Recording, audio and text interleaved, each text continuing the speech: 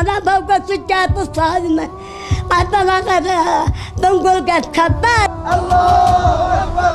إن شاء الله خارجون البيت وأنا صايمة من فوق السجاد يفجروا والبيت ويقتلونا. الموت في أمريكا. يا الله يدري وجو فجروا البيت. الموت في إسرائيل.